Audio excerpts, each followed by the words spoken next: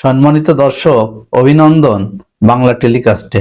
আপনাদের সাথে আছি আমি জাহিদ খান। যে যেখান থেকে দেখছেন সবাইকে শুভেচ্ছা ও অভিনন্দন। শেখ হাসিনাকে ফেরাতে দিল্লিকে ঢাকার চিঠি জানালেন পররাষ্ট্র ও স্বরাষ্ট্র উপদেষ্টা। দৈনিক প্রথম আলো।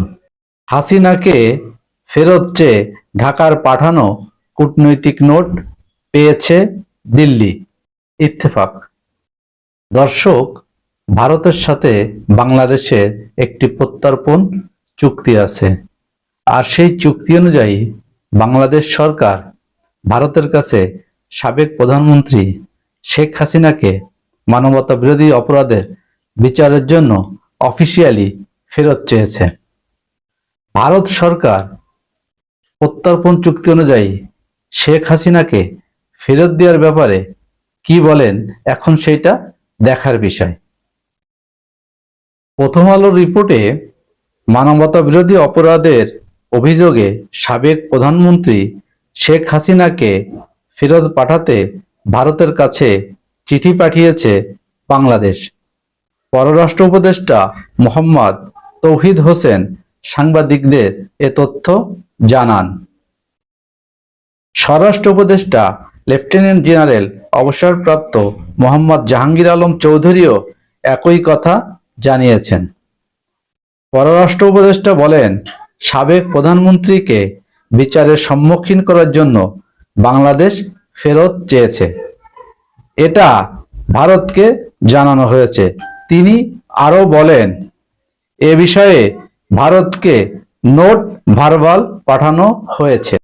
এর আগে সকালে স্বরাষ্ট্র উপদেষ্টা লেফটেন্যান্ট জেনারেল অবসরপ্রাপ্ত মোহাম্মদ জাহাঙ্গীর আলম চৌধুরী সাংবাদিকদের বলেন, শেখ হাসিনাকে ফেরত পাঠানোর জন্য ভারতকে অনুরোধ জানাতে এরই মধ্যে স্বরাষ্ট্র মন্ত্রণালয়ের চিঠি পররাষ্ট্র মন্ত্রণালয়ে পাঠানো হয়েছে।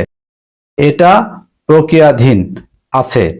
আমাদের সঙ্গে তাদের একটা প্রত্যর্পণ চুক্তি আছেই। বর্ডার গার্ড বাংলাদেশ বিজিবি সদর দপ্তরে বিজিবি দিবস 2024 উপলক্ষে সাংবাদিকদের প্রশ্নের উত্তরে স্বরাষ্ট্র উপদেষ্টা এসব কথা জানান। এদিকে হাসিনাকে ফেরত চেয়ে ঢাকার পাঠানো কূটনৈতিক নোট পেয়েছে দিল্লি। ইত্তেফাকের একটি রিপোর্ট।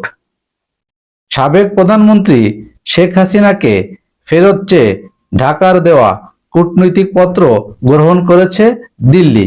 এ তথ্য নিশ্চিত করেছেন ভারতের পররাষ্ট্র মন্ত্রণালয়ের মুখপাত্র রণধীর জয়সওয়াল। ভারতের পররাষ্ট্র মন্ত্রণালয়ের এই মুখপাত্রের বরাতে টাইমস অফ ইন্ডিয়া এ তথ্য জানাচ্ছে। এক সংবাদ ব্রিফিংয়ে জয়সওয়াল বলেন, আমরা নিশ্চিত করেছি যে আমরা বাংলাদেশ হাইকমিশন থেকে প্রত্যর্পণের অনুরোধের বিষয়ে একটি নোট পেয়েছি। জয়সওয়াল বলেন, এই মুহূর্তে এই বিষয়ে আমাদের কোনো মন্তব্য নেই। দর্শক, ভালো থাকেন, দেখা হবে নিশ্চয়ই অন্য কোনো খবরে। খোদা হাফেজ।